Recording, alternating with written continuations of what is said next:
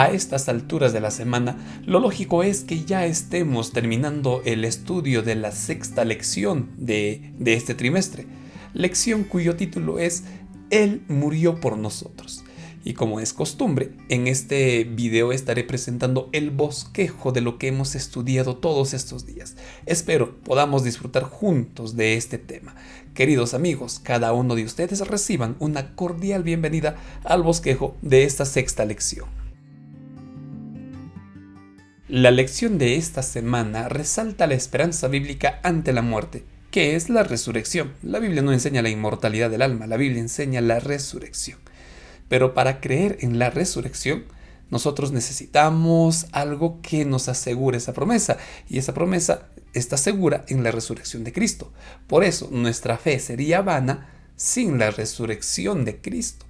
Ahora, para hablar de la resurrección de Cristo, antes tenemos que hablar de la muerte de Cristo. De igual forma, antes de enfatizar la resurrección de Cristo, tenemos que centrarnos en su muerte. Y el versículo de esta semana precisamente resalta esto. Y como Moisés levantó la serpiente en el desierto, así es necesario que el Hijo del Hombre sea levantado para que todo aquel que en él cree no se pierda, mas tenga vida eterna. No podemos saltarnos a la resurrección sin el énfasis en la muerte de Cristo y lo que esto implica para el plan de salvación a todo el mundo, no solo para nosotros, sino a todo el mundo.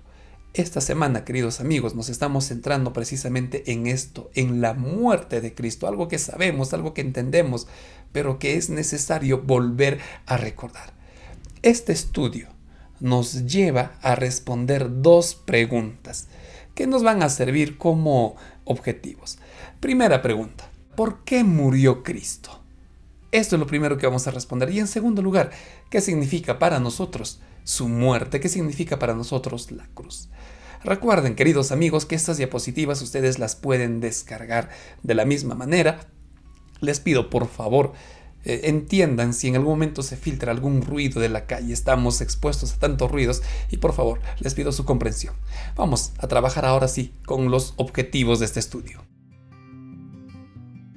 Respondamos a esta pregunta: ¿por qué murió Cristo? La respuesta podría ser por nosotros. ¿Y no había otra forma de salvarnos? No. Sorprendentemente, Cristo murió porque era necesario.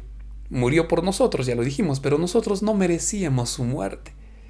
Nosotros merecíamos morir. Romanos 6:23 nos enseña esto. Habiendo pecado, nosotros merecíamos la paga del pecado, que es la muerte. Pero en su gran amor Dios dijo no. Hay un plan de salvación. Ese plan de salvación Dios lo presentó a esta pareja en el Edén. Dios había trazado un plan para salvarnos. Por supuesto que el pecado no sorprendió a Dios. El plan de salvación sorprendentemente ya estaba establecido antes de que el mundo fuera creado, antes de que Adán y Eva existieran. Dios ya había establecido el plan de salvación. Por eso, cuando Cristo vino a este mundo, dice Gálatas, Cristo vino en el tiempo correcto. No vino cuando a Dios se le ocurrió que ya llegó el momento, sino Cristo vino en el tiempo establecido para que se ejecutara el plan de salvación. Como ya dijimos, el plan de salvación se prometió en el Edén, cuando Dios le dice, vendrá un descendiente. Pero esto queda más claro cuando sacrifican un cordero para que ellos cubran su desnudez, cubran su vergüenza, cubran su pecado con la sangre del cordero y posteriormente con la piel de ese animal.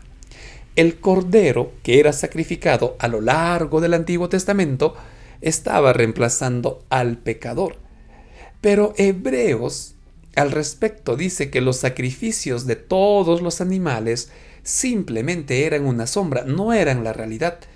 Era una manera de ilustrar que iba a venir un Salvador, que el verdadero Cordero no era el que estaba muriendo, sino que más adelante vendría el Cordero de Cristo, o el Cordero de Dios, mejor dicho. Por eso, en el libro de Juan, en el capítulo 1, Juan el Bautista, el primo de Cristo, identifica a Cristo como el Cordero de Dios que vino para salvarnos. Este es el Cordero de Dios que quita el pecado del mundo, dice Juan el Bautista. Cuando Cristo vino a este mundo, dio a conocer el carácter de Dios y demostró su profundo deseo de salvarnos. Cuando Cristo vino a este mundo, aparte de ser señalado como el Cordero de Dios, en constantes ocasiones Cristo anunció su muerte. Así como en el Antiguo Testamento, en las palabras de Cristo, su muerte era una realidad necesaria. La lección explicaba aquí que Cristo vino para morir, Cristo vivió para morir. Él deseaba que sus discípulos estén preparados para su muerte, que ellos comprendan que el Mesías vino para morir. Ay, pero los discípulos, al igual que nosotros posiblemente, los discípulos, al igual que los líderes de ese tiempo, tenían prejuicios sobre el Mesías. El Mesías vendría a liberarlos de Roma. El Mesías vendría a rescatarlos de las injusticias, la esclavitud. Y al tener esos prejuicios, estos no comprendieron las palabras de Cristo sobre su muerte y al tener una percepción diferente y al no querer aceptar las palabras de Cristo hacía que ellos solo escucharan lo que les gustaba, más no lo que no querían escuchar. ¿No se parecen a nosotros en este punto? Que nos agrada escuchar, nos gustan los sermones que queremos escuchar, más nos incomodamos, nos ofendemos cuando nos presentan sermones que no son lo que queremos. Los discípulos no querían oír la muerte de Cristo y no escuchaban esa parte. Lucas 9, Lucas 18 dicen que ellos es como si estarían impedidos de entenderlo. No, no es que estaban impedidos, ellos no querían escuchar, ellos no querían aceptar esto. Por eso cuando llegó la muerte de Cristo, los sorprendió a todos. Y por eso nos sorprenden muchas cosas, porque también nosotros a veces no queremos escuchar lo que es necesario. Bueno, por eso es que Cristo murió, porque era necesario que Él muriera para salvarnos del pecado. Vamos a ver ahora la segunda pregunta. ¿Y qué significa su muerte para nosotros? ¿Qué significa la cruz de Cristo? Esto es lo que vamos a responder en este segundo objetivo. Pero antes veamos algo que pasó en la cruz. Todo el capítulo 19 de Juan habla de la crucifixión. Pero en el versículo 30, Juan registra estas palabras: consumado es. Cuando Cristo exclamó esto, consumado es, dio a conocer que su agonía llegó a su fin. Y también que había ganado el gran conflicto sobre Satanás. La muerte de Cristo era la victoria de Cristo, que se consuma más adelante con su resurrección. Pero en la cruz Cristo ganó. Por eso la cruz para nosotros por lo menos debe significar estos 5 puntos. En primer lugar, que en la cruz se revela la suprema justicia de Dios contra el pecado. Eso nos revela la cruz. También la cruz revela el amor de Dios por nosotros, los pecadores, porque esa cruz me correspondía a mí, esa era mi cruz, esa era nuestra cruz. Pero Cristo la cargó únicamente por amor a nosotros, y lo que mantenía sujetado a Cristo a la cruz no eran los clavos. Lo que estaba sujetando a Cristo a la cruz era su amor por nosotros, pues Cristo podía descender de la cruz sin ningún problema, pero Él decidió mantenerse ahí por amor a ti, querido amigo. La cruz es la gran fuente de poder para romper las cadenas del pecado.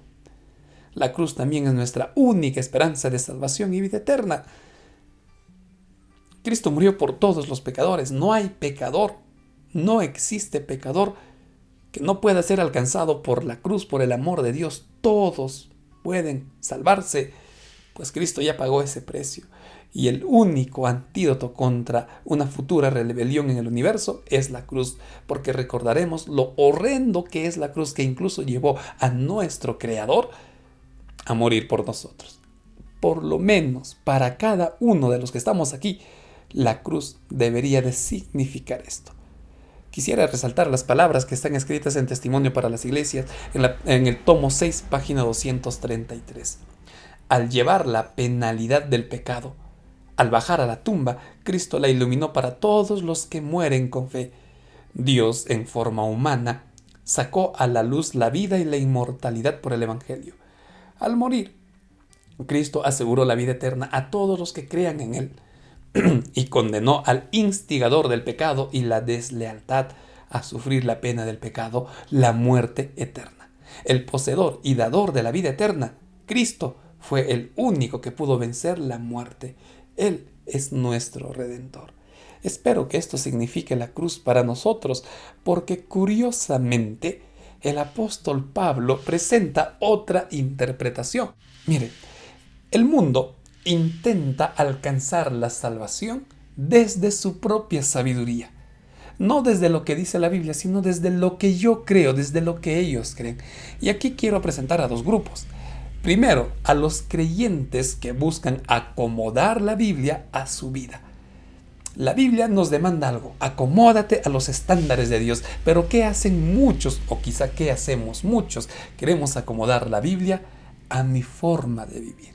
Por eso abarataron el Evangelio y predican o aceptan la gracia barata. La gracia barata simplemente podría resumirse en creer en Dios, pero no vivas de acuerdo a lo que Dios pide, sino de acuerdo a los cánones del mundo. No es necesario seguir todo lo que la Biblia dice, no es necesario obedecer todo lo que este libro dice, también hay que escuchar lo que la sociedad dice. Después de todo, Dios es amor, Dios nos entiende, Dios nos comprende, en fin, hemos abaratado el Evangelio, hemos abaratado la gracia. Por más que la gracia ya es gratis, la hemos embarrado con los conceptos de este mundo. En segundo lugar, desfiguran la imagen de Dios. Cristianos que hablan, por ejemplo, de un infierno y muestran a un ser cruel que se deleite en el dolor, deformando la imagen de Dios, deformando el concepto de Dios. O también los radicales que enseñan a un Dios que está esperando castigarte, está esperando lanzarte una maldición o un castigo. No, todo esto deforma la imagen de Dios. Por eso son creyentes que buscan acomodar la Biblia a su forma de pensar, a su forma de vivir, y no al revés. Este es el primer grupo. El segundo grupo tiene que ver con los incrédulos. Incrédulos me refiero a aquellos que no creen en la Biblia y que se jactan de su intelecto y de la capacidad del hombre. Los intelectuales, los sabios de este mundo. Este es el otro grupo que interpreta mal la cruz.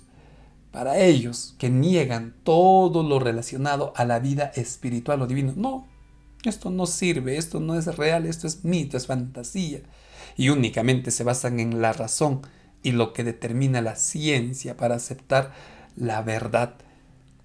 Lo que dice la Biblia es un libro más de tantos libros folclóricos, dicen. No, la ciencia es el camino a la verdad. Y todo pensamiento diferente es considerado necio, fatuo, es considerado locura. Si has notado, por eso digo, espero que hayas estudiado la lección, cuando Pablo dice que la cruz es locura para ellos, la palabra locura tiene una íntima relación con otra palabra que es estupidez.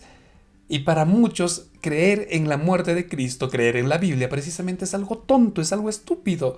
Disculpen esta palabra, pero así se debería de traducir. Entonces, querido amigo, tenemos estos dos grupos. Espero que ni tú ni yo estemos en uno de ellos.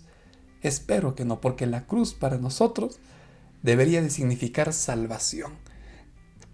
Miren lo que dice esta cita, Testimonio para las Iglesias, página 119. Después que se haya hecho todo lo que Dios podía hacer para salvar al hombre, y nosotros, hemos demostrado que despreciamos con nuestro estilo de vida la misericordia ofrecida por Cristo, la muerte será su parte y así pagaremos nuestro rechazo. Es decir, Cristo ya nos demostró amor, pero para nosotros no es tan importante y rechazamos la muerte de Cristo, entonces nuestra paga es la muerte. Y será una muerte horrible, porque habrán de sufrir la agonía que Cristo soportó en la cruz para obtener mi redención, algo que yo rechacé, y se darán cuenta de lo que han perdido: la vida eterna y la herencia inmortal, la salvación, la eternidad en el cielo. El gran sacrificio que fue hecho para salvar a las almas nos revela su amor. Cuando el alma preciosa se perdió para siempre. Qué triste para aquellos que rechazan la cruz o simplemente no quieren entender la Biblia como es. Por eso, querido amigo, finalizo esta parte haciéndote esta pregunta. ¿Y para ti, qué significa la cruz de Cristo? ¿Qué es para ti? Si tendría que resumir la lección, resaltaría estos 3 puntos. Número 1, Cristo murió la muerte que nos corresponde, mi muerte. En segundo lugar, tenemos que escuchar la verdad. Así no nos guste, pero tenemos que escuchar lo que es la verdad. Y finalmente, nuestra esperanza está en la cruz de Cristo, lo que es locura para los demás. Para mí tiene que ser eso, esperanza. Finalmente, querido amigo, en esta parte te animo a cada día ser agradecido con Dios por lo que hizo por ti. Es lo primero que tienes que hacer. En segundo lugar, adóralo, porque es tu Salvador. Pero recuerda que la verdadera adoración involucra el amor y el servicio a tu prójimo. Si tú amas a Dios, vas a mostrar amor a tu prójimo. Por lo tanto, predícales sobre el amor de Dios. Comparte esta gran verdad con ellos. Y por supuesto, te sigo animando a que estudies la próxima lección que titula La victoria de Cristo sobre la muerte. De esta manera, queridos amigos, terminamos el bosquejo de esta lección. Muchas gracias por acompañarnos hasta este momento. Por mi parte, me despido con el deseo de encontrarnos en una nueva oportunidad. Que Dios te bendiga.